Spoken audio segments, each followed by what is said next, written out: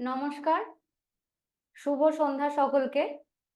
অটল trade এফোর্ডের online trading ক্লাসে আপনাদের স্বাগত জানাই। আপনারা একটু জানাবেন যে আমাকে পরিষ্কার শোনা আর দেখা যাচ্ছে কিনা। আমাকে একটু জানান যে শোনা আর দেখা যাচ্ছে কিনা।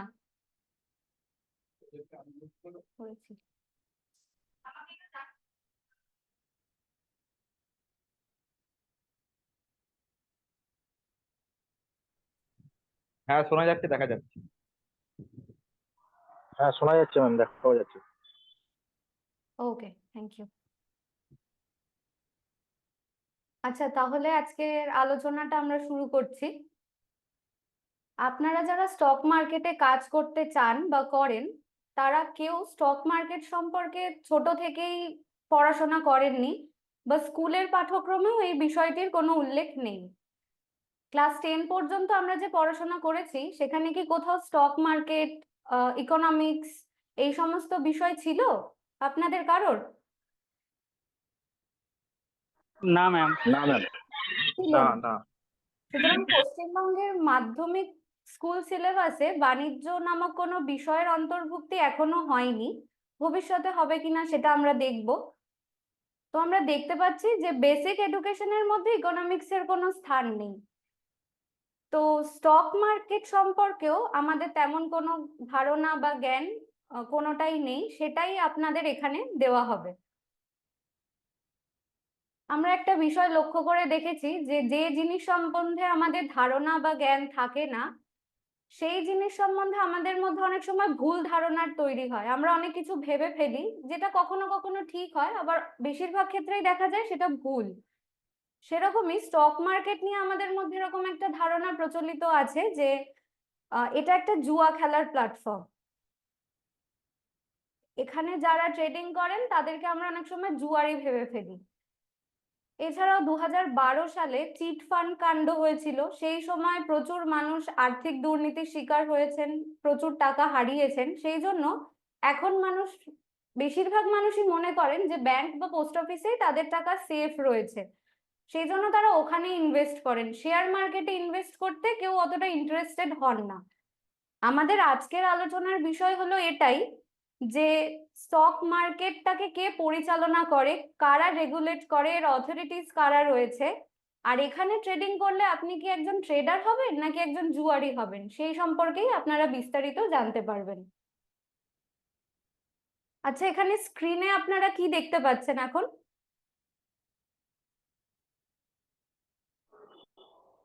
গভর্নমেন্ট অফ ইন্ডিয়া লেখা রয়েছে। হ্যাঁ, একটা সিম্বল দেখতে পাচ্ছেন আপনারা। এই সিম্বলটাকে কি বলে আপনারা কি জানেন?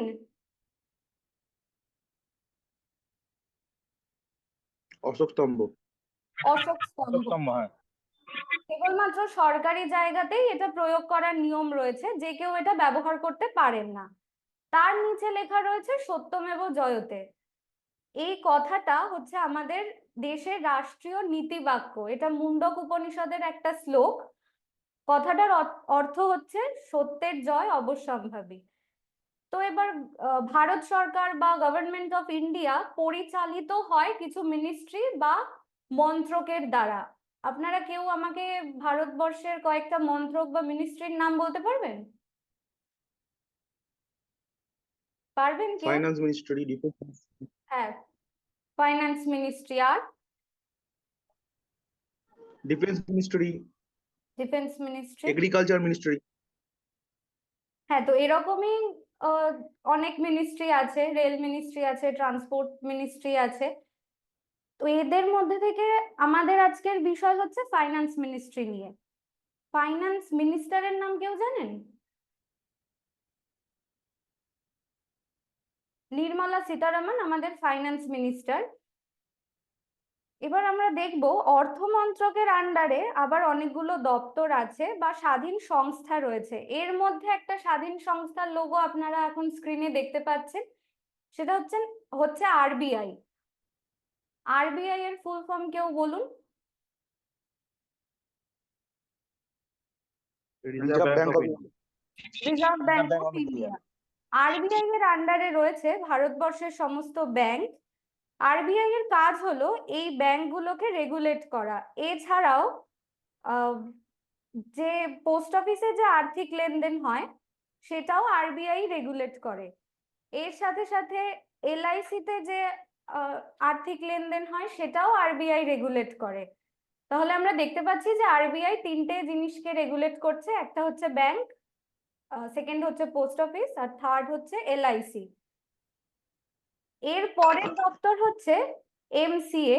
এমসিএ এর ফুল ফর্ম হচ্ছে মিনিস্ট্রি অফ কর্পোরেট অ্যাফেয়ার্স। এর মধ্যে রয়েছে ভারতবর্ষের যত রেজিস্টার্ড কোম্পানি সেগুলো সব মিনিস্ট্রি অফ কর্পোরেট অ্যাফেয়ার্স দেখাশোনা করে। দেখাশোনা করে বলতে ধরুন কেউ কোনো কোম্পানি খুললো এবং মিনিস্ট্রি অফ কর্পোরেট অ্যাফেয়ার্স এর রেজিস্টার্ড হলো, তাদের রেজিস্ট্রেশন পেলো, তখন ওই কোম্পানিকে দেখাশোনা করবে মিনিস্ট্রি অফ কর্পোরেট অ্যাফেয়ার্স, এবং সেই কোম্পানি কোনো ফ্রড করছে কিনা, কোনোভাবে মানুষকে ঠকাচ্ছে কিনা, সেই সব দেখাশোনা করে এমসিএ। এরপরে আপনারা স্ক্রিনে যে লোগোটি দেখতে পাচ্ছেন সেটি হচ্ছে সেবির পুরনো লোগো। সেবির ফুল ফর্ম কেউ বলতে পারবেন? Securities exchange board of India. Securities and exchange board of India বা ভারতীয় প্রতিভূতি ও বিনিময় বোর্ড। ওপরের যে লোগোটা আপনারা দেখতে পাচ্ছেন সেটা সেবির পুরনো লোগো, আগে ব্যবহার করা হতো। নিচের যে লোগোটা সেটা এখন বর্তমানে ব্যবহার করছে সেবি। এই সেবির কাজ হলো স্টক মার্কেট, অর্থাৎ যেখানে শেয়ার কেনা বেচা হয় সেই মার্কেটটাকে রেগুলেট করা।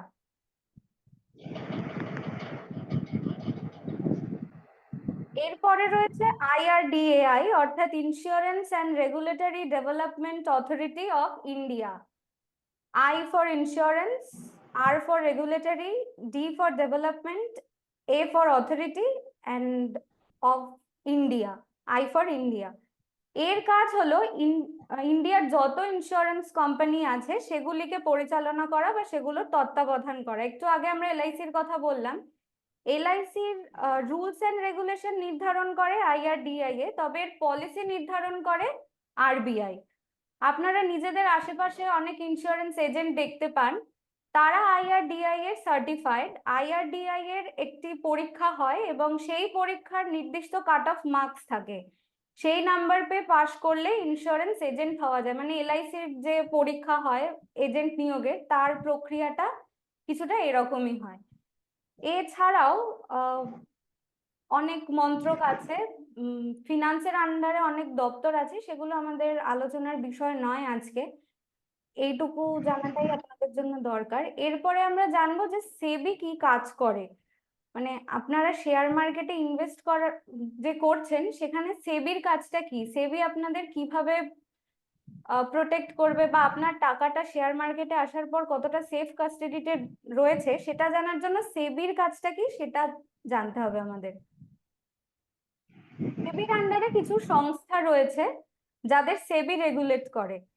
এই সংস্থাগুলো সবকটাই স্বাধীন, কিন্তু ওদের দেখাশোনা করে সেবি। এর মধ্যে প্রথমেই যে সংস্থা বা বিষয়টি আছে সেটি হলো ডিপোজিটারি। ডিপোজিটারি কথাটি এসেছে ডিপোজিট থেকে, যার অর্থ জমা দেওয়া। ডিপোজিটার কথার অর্থ হচ্ছে যিনি জমা দিচ্ছেন, আর ডিপোজিটারি কথার অর্থ হলো যেখানে জমা রাখা হচ্ছে বা যিনি জমা রাখছেন। তাহলে ডিপোজিটারি কথার অর্থ কি দাঁড়ালো? যেখানে জমা দেওয়া বা যিনি জমা রাখছেন। ডিপোজিট যেখানে জমা করা হয়। হ্যাঁ, এই ডিপোজিটারিতে কি জমা রাখা হচ্ছে? তাহলে খুব স্বাভাবিকভাবে আপনাদের মনে প্রশ্ন আসবে, ডিপোজিটারিতে জমা রাখা হচ্ছে shares, bonds, mutual fund, securities, যেগুলো আপনারা স্টক মার্কেট থেকে কিনছেন। ডিপোজিটারির কাজ হলো আপনার এই শেয়ারস, বন্ডস এগুলোকে জমা রাখা এবং সেফ রাখা ডিম্যাট অ্যাকাউন্টের মাধ্যমে।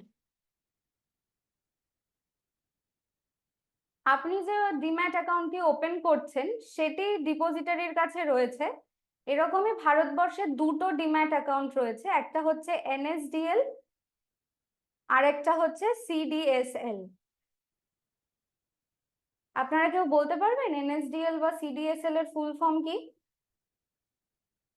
এনএসডিএল এর এনএ হচ্ছে ন্যাশনাল,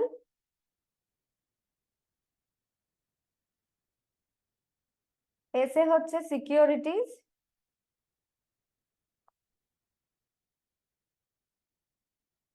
ডি তে ডিপোজিটারি,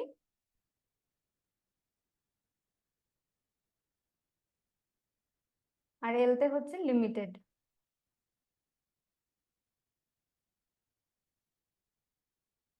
সিডিএসএল এর ফুল ফর্ম হচ্ছে সেন্ট্রাল ডিপোজিটরি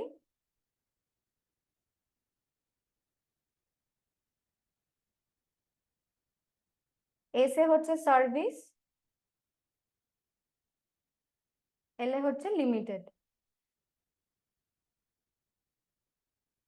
আপনি যে ডিম্যাট অ্যাকাউন্টটি খুলছেন সেই ডিম্যাট অ্যাকাউন্টটি হয় এনএসডিএল এর কাছে থাকছে, নয় সিডিএসএল এর কাছে থাকছে। এই দুটোর মধ্যে যে কোনো একটা জায়গায় আপনার ডিম্যাট অ্যাকাউন্টটা ওপেন হচ্ছে। এক্সচেঞ্জের বাংলা অর্থ কেউ বলতে পারবেন? একটা পরিবর্তে আর একটা। হ্যাঁ, লেন ভালো বাংলায় বলতে গেলে হস্তান্তর। এক্সচেঞ্জের বাংলা মানে হচ্ছে হস্তান্তর। ধরুন যখন আমাদের কোনো জিনিস কেনার প্রয়োজন পড়ে তখন কি আমরা বাড়ি বাড়ি খুঁজতে বেরোই যে কার কাছে জিনিসটা আছে? কেউ স্ক্রিনে দাগ দেবেন না প্লিজ। বেরোই না তো? আমরা কি করি, আমরা আমাদের প্রয়োজনীয় জিনিসটা আনতে বাজারে চলে যাই, কারণ আমরা জানি যে বাজারে বিক্রেতা বিভিন্ন রকম জিনিসের পসরা সাজিয়ে রেখেছেন এবং সেখান থেকে গিয়ে আমরা আমাদের প্রয়োজনীয় জিনিসটা কিনে আনতে পারবো। ঠিক সেরকমই যার জিনিস বিক্রি করার হয় সেও বেশিরভাগ ক্ষেত্রেই আমাদের বাড়ি বাড়ি আসে না, কিছু কিছু ক্ষেত্রে ফেরিওয়ালা বাড়িতে আসে, কিন্তু বেশিরভাগ ক্ষেত্রেই আমাদের গিয়ে জিনিস কিনে আনতে হয়। তো যখন বিক্রেতারও ক্রেতার প্রয়োজন হয় তখন সেও বাজারে আসে। এই বাজারটাই হলো এক্সচেঞ্জের মতো। মানে এই এক্সচেঞ্জে এসে বায়ার আর সেলার মিলিত হন এবং তারা তাদের প্রয়োজনীয় শেয়ার বিক্রিও করতে পারেন এবং যার কেনার দরকার হয় সে কিনতেও পারে। এই এক্সচেঞ্জে এসে যাদের শেয়ার বিক্রি করার প্রয়োজন হয় তারা আসেন এবং রেজিস্টার করান, এবং আপনি যিনি শেয়ার মার্কেটে ট্রেডিং করতে চান তিনি সেই শেয়ার বিক্রি করার জন্য যিনি আসেন তার কাছ থেকে শেয়ারটা কিনতে পারেন। অর্থাৎ এক্সচেঞ্জ আপনাকে ট্রেডিং করার জন্য একটা প্ল্যাটফর্ম তৈরি করে দেয়। ভারতবর্ষে বর্তমানে দুটো স্টক এক্সচেঞ্জ আছে, একটা হচ্ছে এনএসই আর একটা হচ্ছে বিএসই। এনএসই আর বিএসসি এর ফুল ফর্ম কেউ বলতে পারবেন? এনএসসি ফুল ফর্ম ন্যাশনাল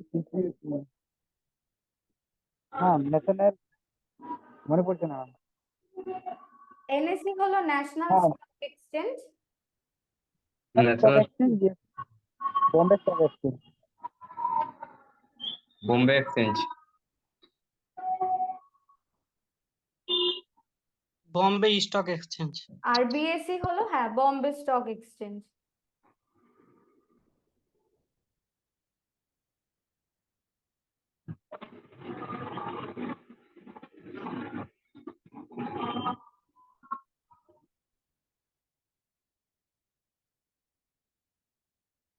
এই দুটো স্টক এক্সচেঞ্জ আপনাকে ট্রেডিং করার প্ল্যাটফর্মটা তৈরি করে দেয় যেখানে আপনি শেয়ার কেনা এবং কিনতেও পারেন এবং বিক্রিও করতে পারেন। তাহলে এনএসই হলো ন্যাশনাল স্টক এক্সচেঞ্জ আর বিএসসি হলো বম্বে স্টক এক্সচেঞ্জ। এর পরের বিষয়টি হলো ব্রোকার। ব্রোকার শব্দের অর্থ কি?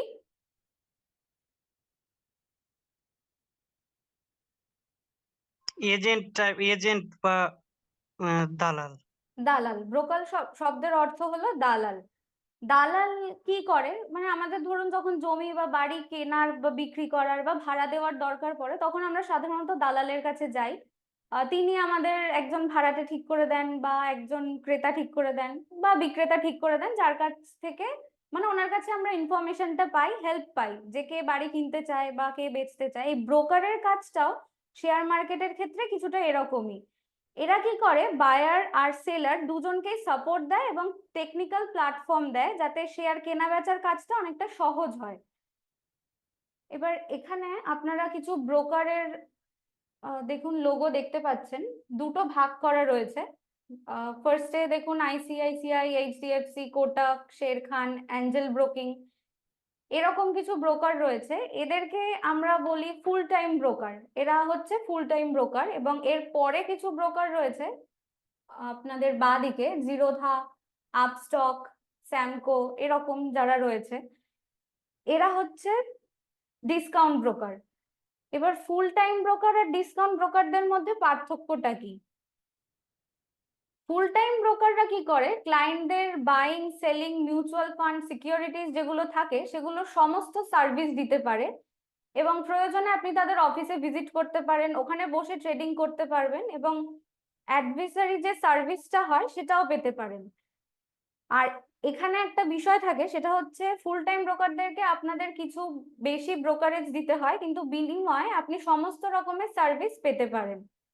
তো ডিসকাউন্ট ব্রোকারদের ক্ষেত্রে আপনাদের চার্জেস, ব্রোকারেজ কিছু কম দিতে হয়, কিন্তু আপনারা যেটা ফুল টাইম ব্রোকারদের কাছ থেকে সুযোগ সুবিধা পান সেই সুযোগ সুবিধাটা ডিসকাউন্ট ব্রোকারদের কাছ থেকে পাবেন না। ওরা আপনাকে শুধু একটা ট্রেডিং প্ল্যাটফর্ম দেবে, কোনো রকম অ্যাডভাইসারি সার্ভিস আপনারা পাবেন না।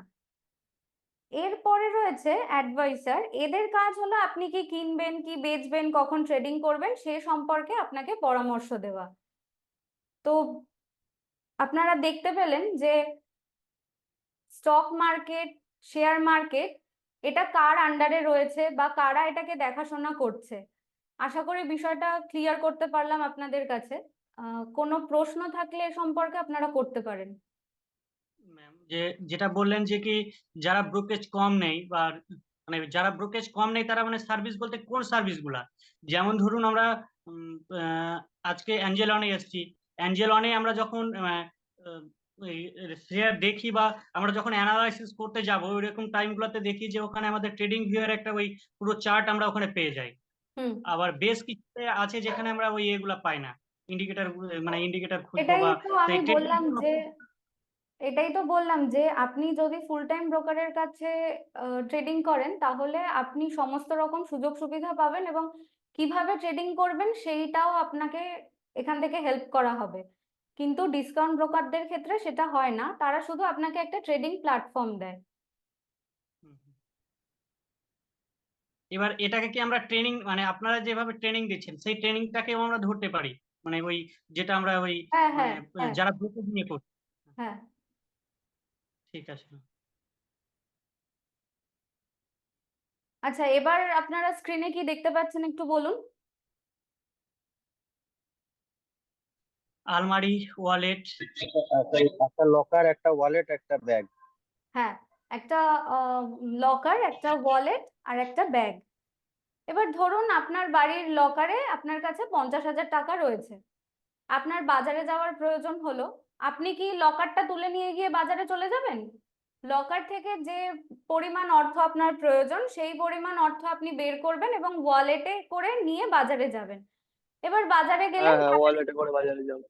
বাজারে নিয়ে যাবেন। এবার বাজারে যাওয়ার পরে আপনি বাজারে গিয়ে ওই যে অর্থ বের করে নিয়ে এসেছিলেন সেটা দিয়ে জিনিস কিনলেন। কেনার পরে যে জিনিসটা আপনি কিনলেন সেটা কি ওয়ালেটে ঢুকিয়ে রাখবেন?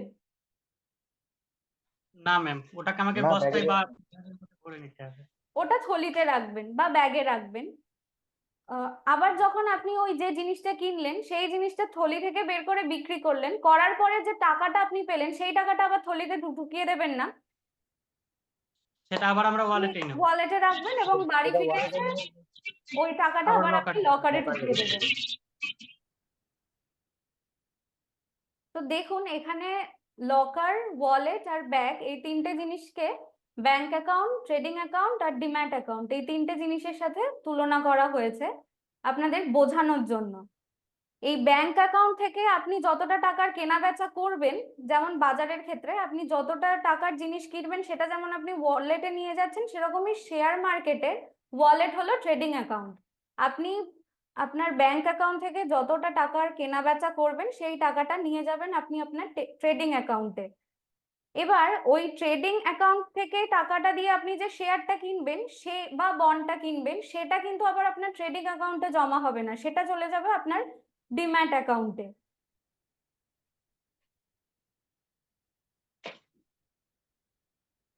বুঝতে পারছেন কি? হ্যাঁ ম্যাম, হ্যাঁ। এবার আপনাদের মনে প্রশ্ন আসতেই পারে যে ডিম্যাট অ্যাকাউন্টটা কি। ডিম্যাট অ্যাকাউন্ট হলো ডিম্যাটেরিয়ালাইজড অ্যাকাউন্টের শর্ট ফর্ম। ডিম্যাটেরিয়ালাইজড কথার অর্থ হলো কোনো পেপার ডকুমেন্টের ডিজিটাল রূপ দেওয়া, মানে যে কোনো কিছুর পেপার ডকুমেন্ট যেটা থাকে সেটাকে ডিজিটাল রূপ দেওয়াটাকে ডিম্যাটেরিয়ালাইজড বলে। পেপার তো একটা মেটেরিয়াল, সেই মেটেরিয়াল থেকে তাকে ডিজিটালি রূপ দেওয়া মানে ডিম্যাটেরিয়ালাইজড করা। আর অ্যাকাউন্টের অর্থ আমরা ধরে নিতে পারি খাতা, যেখানে কোনো কিছুর হিসেব রাখা হয়। এবার স্বাভাবিকভাবেই প্রশ্ন আসবে, তাহলে ডিম্যাট অ্যাকাউন্টে কোন জিনিসের হিসেব রাখা হয় এবং কাকে ডিম্যাটেরিয়ালাইজড করা হয়?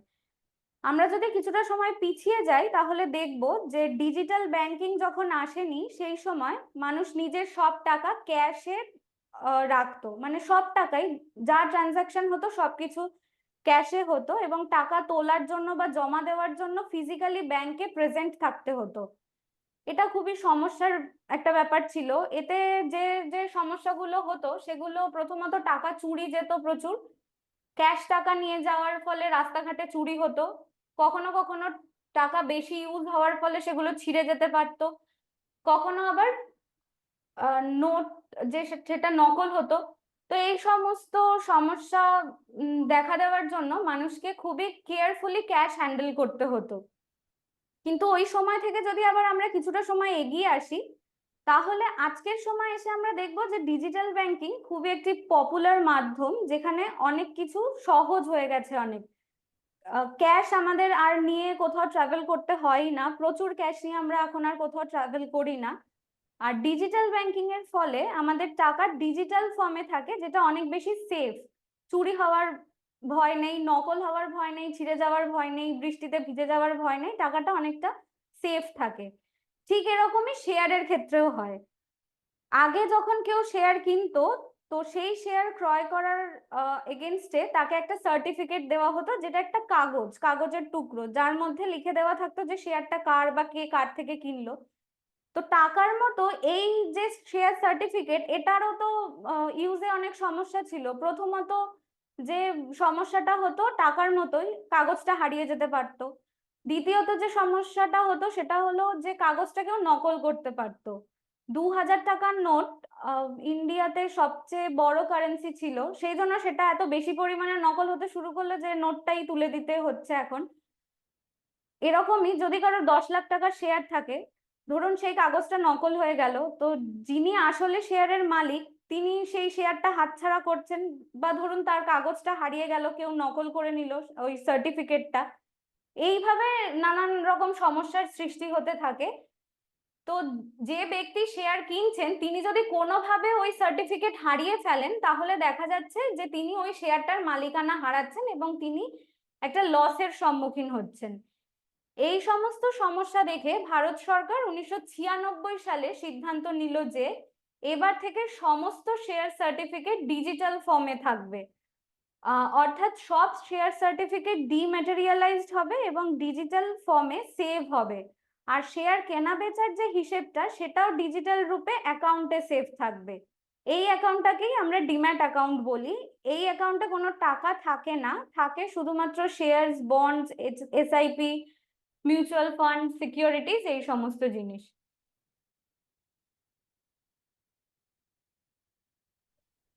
এবার এখানে আপনারা দেখতে পাচ্ছেন যে কোনটা আপনাদের ট্রেডিং অ্যাকাউন্ট। অ্যাপটাতে আপনারা বুঝতে পারবেন কোনটা ডিম্যাট অ্যাকাউন্ট আর কোনটা ব্যাংক অ্যাকাউন্ট। এই যে ক্লায়েন্ট আইডি বলে দেওয়া রয়েছে, এটা হচ্ছে আপনাদের ট্রেডিং অ্যাকাউন্ট। আচ্ছা, তো যেটা বলছিলাম যে এই যে 16 ডিজিটের আইডিটা, এই আইডির এগেনস্টে আপনারা যে শেয়ারটা কিনবেন বা বেচবেন সেটা এইখানেই জমা হবে এবং এর হিসেবটা রাখবে এনএসডিএল অথবা সিডিএসএল। আর নিচে আপনারা দেখতে পাচ্ছেন ব্যাংক অ্যাকাউন্ট রয়েছে। এখানে আপনারা মাল্টিপল অ্যাকাউন্ট দিতে পারেন, কিন্তু একটা আপনাকে প্রাইমারি অ্যাকাউন্ট হিসেবে দিতে হবে, যেখানে যে অ্যাকাউন্টে আপনার নিজের নাম থাকবে এবং নিজের প্যান আধার দিয়ে যেটা খোলা হবে, আদারওয়াইজ ট্রানজাকশন কিন্তু হবে না। বুঝতে পারলেন? ম্যাম, হ্যাঁ, বলুন। মানে একটু ব্যাকে গিয়ে যেটা আমি বলছিলাম, ওই যে ক্লায়েন্ট আইডির পরে যে আপনি ডিম্যাট অ্যাকাউন্টে এসেছিলেন, ওই জায়গাটা আমি ক্লিয়ার বুঝতে পারি। এই যে 16 ডিজিটের নাম্বারটা আপনি দেখতে পাচ্ছেন এখানে, হ্যাঁ, হ্যাঁ।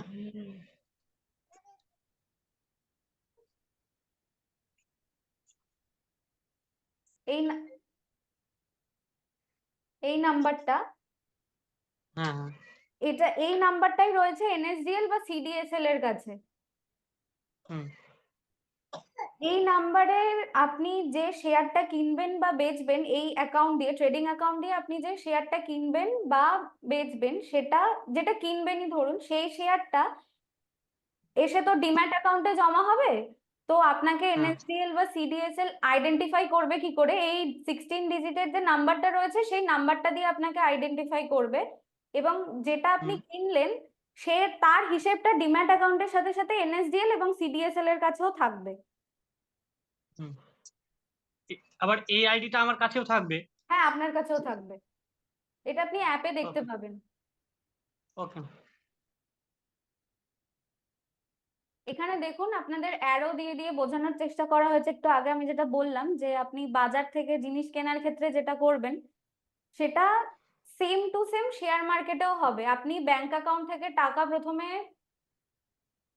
বাই করার জন্য ট্রেডিং অ্যাকাউন্টে নিয়ে যাবেন, সেখান হুম থেকে আপনি যে অ্যামাউন্টটা দিয়ে টাকাটা শেয়ারটা কিনলেন, সেই শেয়ারটা আপনার চলে আসবে ডিম্যাট অ্যাকাউন্টে।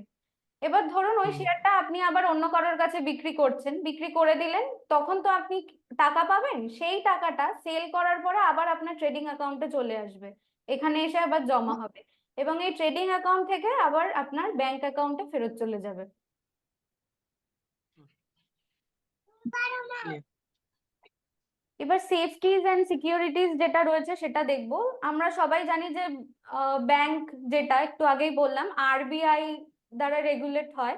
আরবিআই ব্যাংকগুলোকে রেগুলেট করে, সুতরাং আমরা ধরি ব্যাংক খুবই সিকিউরড, এবং আরবিআই ওদের যথেষ্ট স্ট্রিক্ট পলিসির মধ্যে রাখে।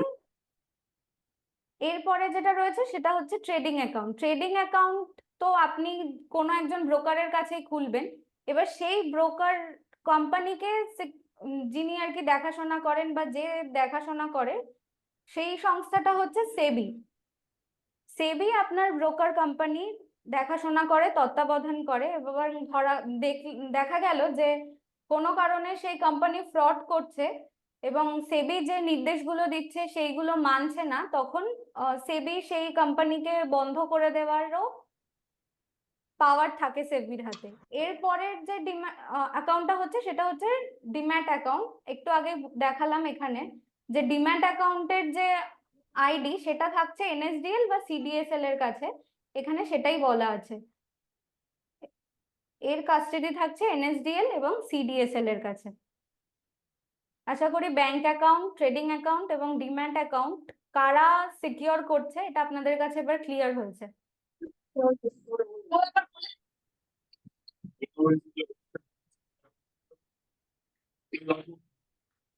কারোর কোনো প্রশ্ন আছে?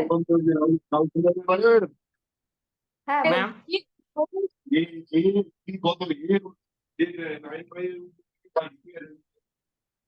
আপনার ভয়েসটা পরিষ্কার আসছে না, একজন একজন ভয়েস করে ব্রেক বলুন। এত নেট প্রবলেম হচ্ছে না ওদের ওখানে? কিছু হ্যাঁ বলছিলে? হ্যাঁ ম্যাম, মানে একটা কোশ্চেন ছিল। হ্যাঁ, বলুন। কাজ কমপ্লিট হয়নি। হ্যাঁ, যেটা বলছিলাম যে ধরুন কোন একজন ব্রোকার ও শুরু করলো আমার এখানে মানে সেবির আন্ডার হয়ে ব্রোকেজের কাজ শুরু করলো, এবং বেশ কিছু কাস্টমার বা অ্যাকাউন্ট ও ওপেনও করলো, এবং ও পুরো সিস্টেম অনুযায়ী কাজ করলো না, কিন্তু যারা অ্যাকাউন্ট ওখানে করলো তারা তো ওখানে কিছু ইনভেস্ট করে রাখলো। হুম। এবার হুট করে বা হঠাৎ করে যখন সেবি ওই অ্যাকাউন্ট গুলা মানে ওই ব্রোকারকে বন্ধ করে দেবে বা ওই ব্রোকারকে রিজেক্ট করে দেবে, সেই মুহূর্তে যে কাস্টমার বা যে লোকরা ওখানে করবে মানে ডিপোজিট করবে, তাদের সেই টাকাটা কি হবে? ওটা আপনারা আপনাদের ব্যাংক অ্যাকাউন্টে ফেরত পেয়ে যাবেন। ওটা দেবেই? হ্যাঁ, ওটা দিয়ে দেবেই। ওকে বলবেন? কানেক্টই করতে পারিনি আজ ঠিক মতো।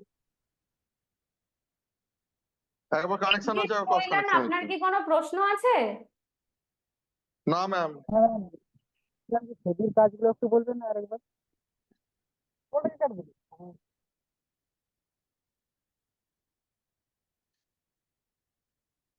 আপনি এবার ক্লাসটা কন্টিনিউ করুন ম্যাম, ক্লাসটা এবার আমরা কন্টিনিউ দেখব করুন। শেয়ার মার্কেটে সেগমেন্টস আর টাইমিং কি কি আছে। শেয়ার মার্কেট মূলত তিন প্রকার। ফার্স্টের যেটা স্টক মার্কেট মূলত তিন প্রকার, যেটা পুঁজি বাজার, প্রথমটা হচ্ছে শেয়ার মার্কেট, তারপরেরটা হচ্ছে কমোডিটি মার্কেট এবং তারপরেরটা হচ্ছে কারেন্সি মার্কেট। এবার এই শেয়ার মার্কেটের আবার সেগমেন্টস রয়েছে। প্রথমটা যেটা হচ্ছে ইকুইটি।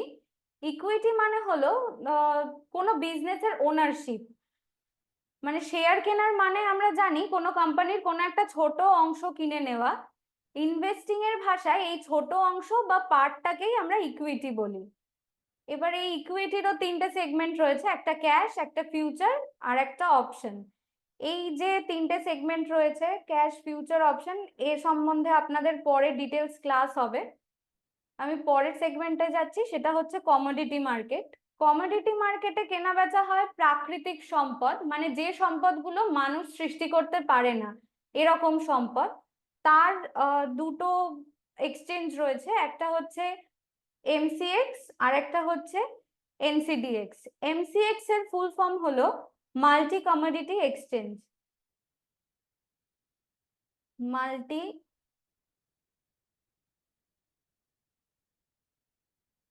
Commodity exchange. এর মধ্যে যে জিনিসগুলো কেনা হয় সেগুলো হলো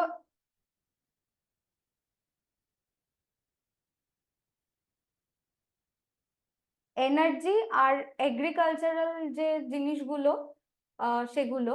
আর এনসিডিএক্স মানে হলো national commodity and derivatives exchange. এখানে কেনা হয় লাইভ স্টকস আর মিট আর এগ্রিকালচারের জিনিস। প্রথম যেটা রয়েছে এমসিএক্স মানে মাল্টি কমোডিটি এক্সচেঞ্জ, ওখানে কেনা হয় এনার্জি আর মেটালস। এনার্জি বলতে crude oil, heating oil, natural gas, gasoline এগুলো রয়েছে। এগুলোর যে কেনা বেচাটা হয় যে এক্সচেঞ্জে সেটা হলো এমসিএক্স। আর এক ধরনের জিনিস কেনা বেচা হয় সেটা হলো গোল্ড, সিলভার, প্ল্যাটিনাম আর কপার, মানে মেটালস যেগুলো রয়েছে। এরপরে যেটা রয়েছে এনসিডিএক্স। এনসিডিএক্স এর ফুল ফর্ম হলো ন্যাশনাল কমোডিটি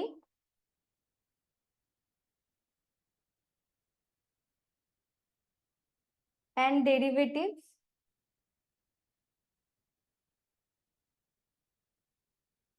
exchange।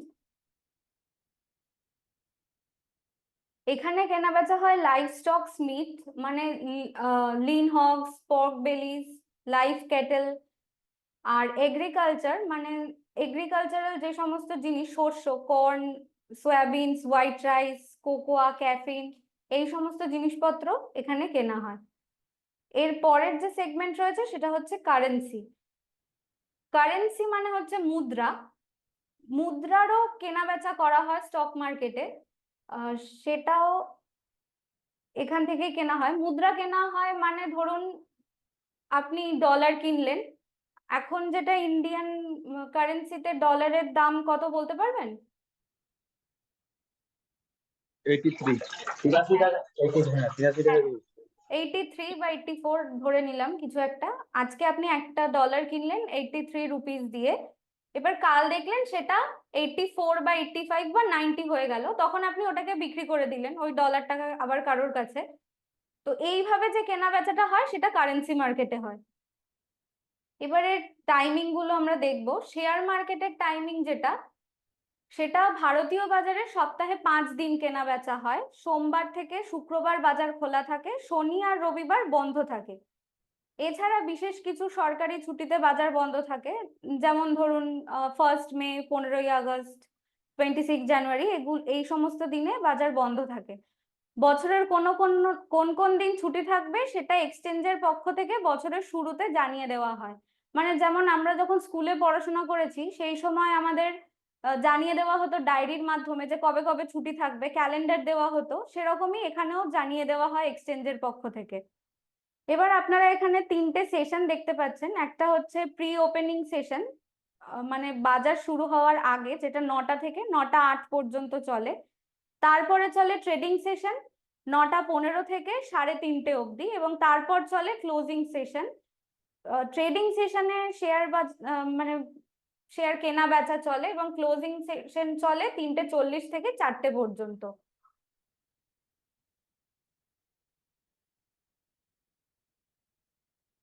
এরপর আমরা যাচ্ছি কমোডিটি মার্কেটে।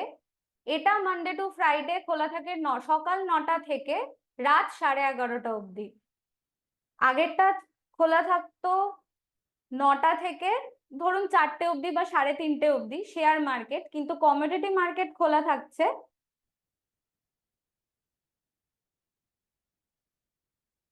সকাল 9টা থেকে 11:30 অবধি, রাত 11:30 অবধি। এটাও মানডে টু ফ্রাইডে থাকছে, কিন্তু কিছু কিছু চেঞ্জেস হয়। যেমন ধরুন যখন ডে লাইট সেভিং চলে সেই সময় এটা 11:30টার পরিবর্তে 11:55 অবধি খোলা থাকে। এরপরে আসছে কারেন্সি মার্কেট, এটাও মানডে টু ফ্রাইডে খোলা থাকে সকাল 9টা থেকে বিকেল 5টা অবধি। এর কোনো ওপেনিং সেশন বা pre opening session, closing session থাকে না।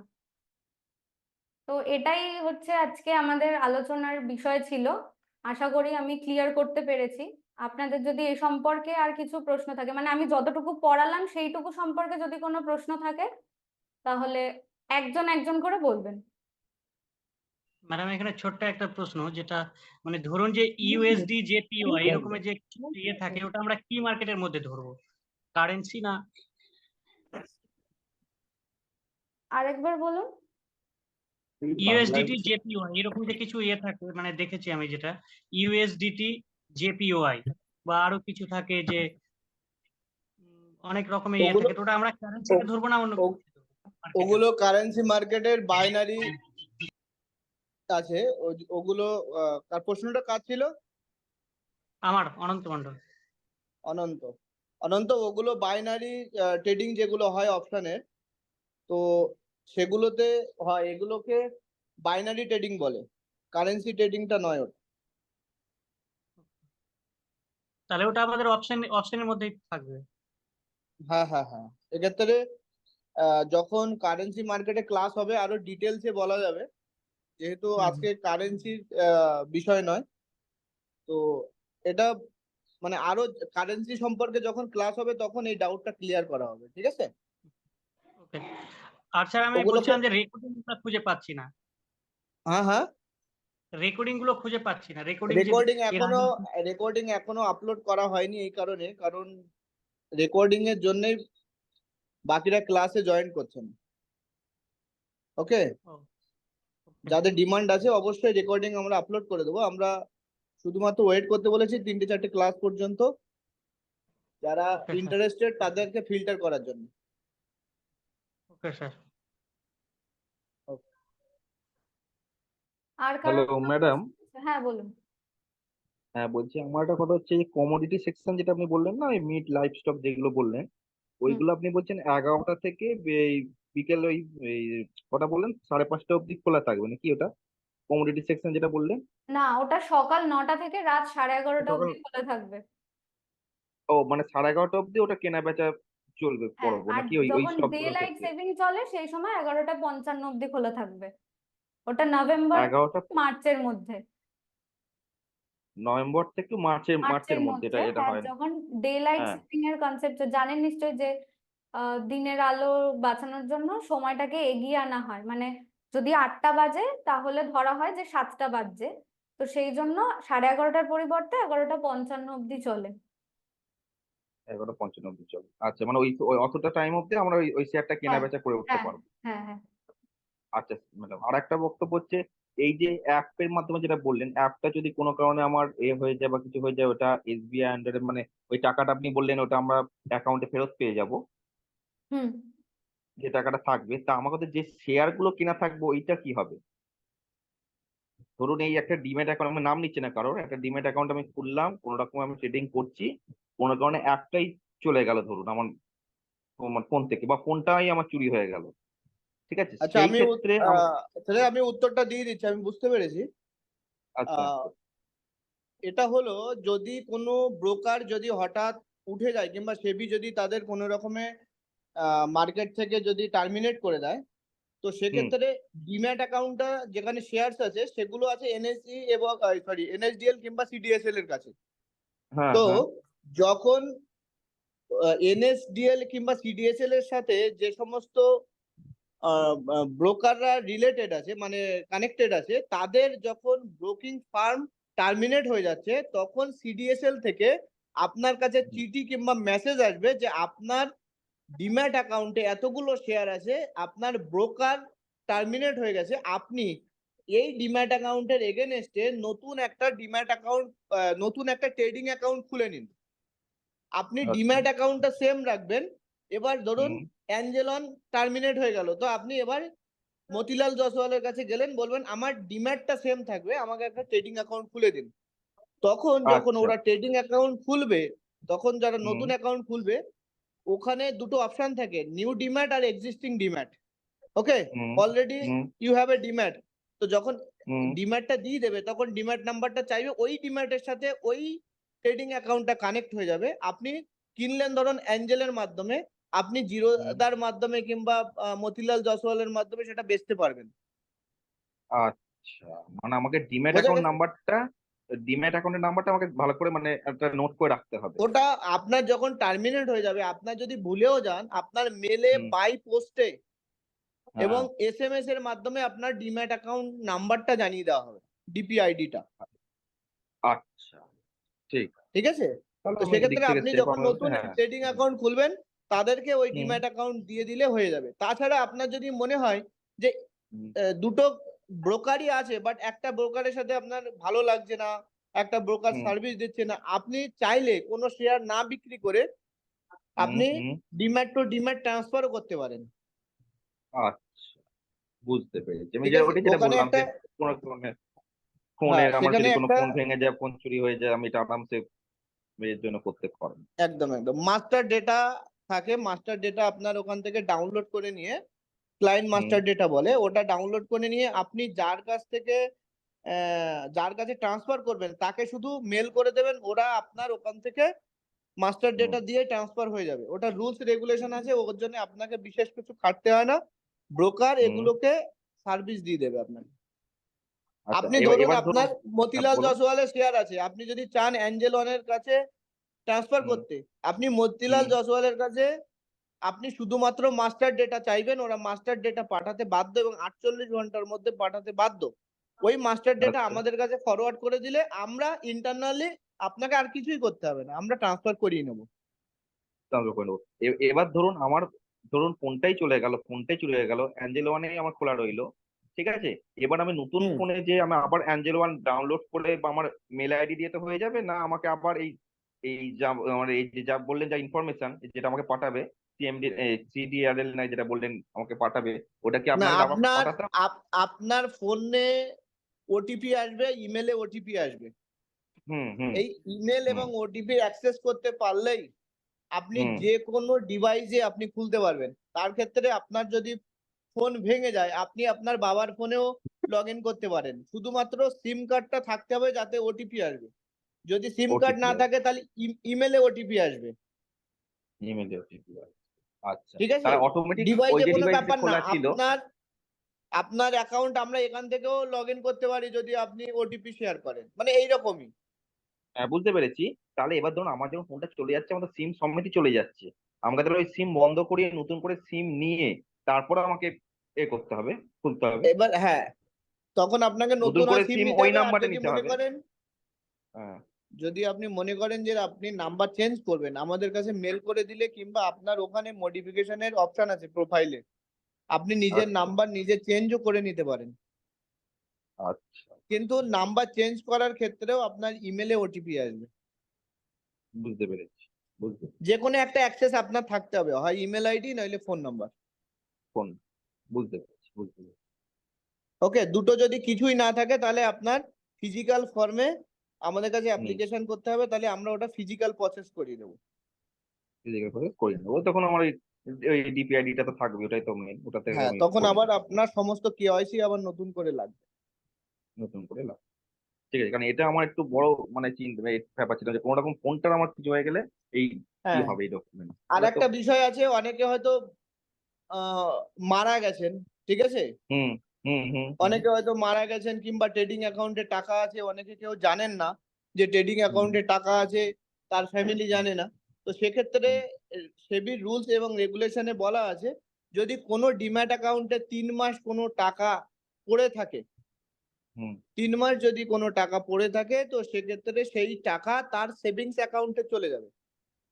আচ্ছা এবার সেভিংস অ্যাকাউন্টে যখন টাকা যাবে, সেভিংস এর নিশ্চয়ই নমিনি থাকবে।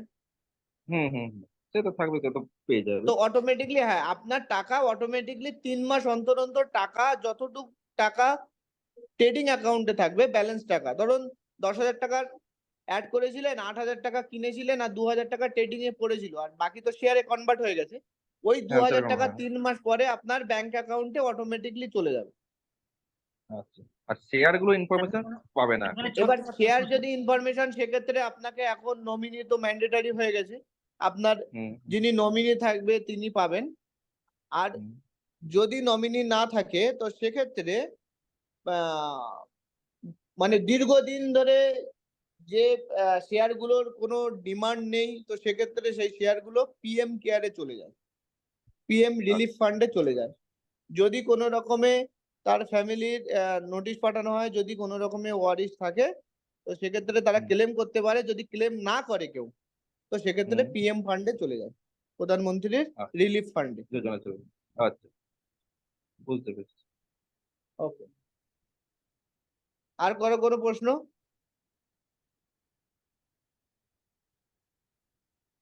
স্যার ওই শেয়ারের ব্যাপারটা বলছিলাম, যদি কারো শেয়ার কেনা থাকে।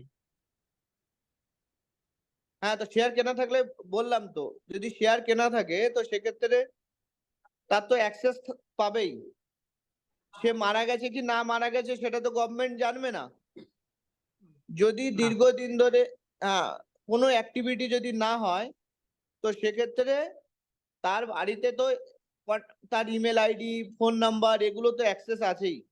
ঠিক আছে, যদি আপনি কোনো রকমের না জানেন, তো দীর্ঘদিন ধরে যদি এটা চলে যে কোনো রকমে ডিভিডেন্ড নেওয়ারও কেউ নেই, কোনো রকমের ক্লেম কেউ করছে না, ঠিক আছে, কিছু কিছু কর্পোরেট অ্যাকশন আছে, সেগুলো নেক্সট ক্লাসে যখন জানবেন সেগুলো বুঝতে পারবেন।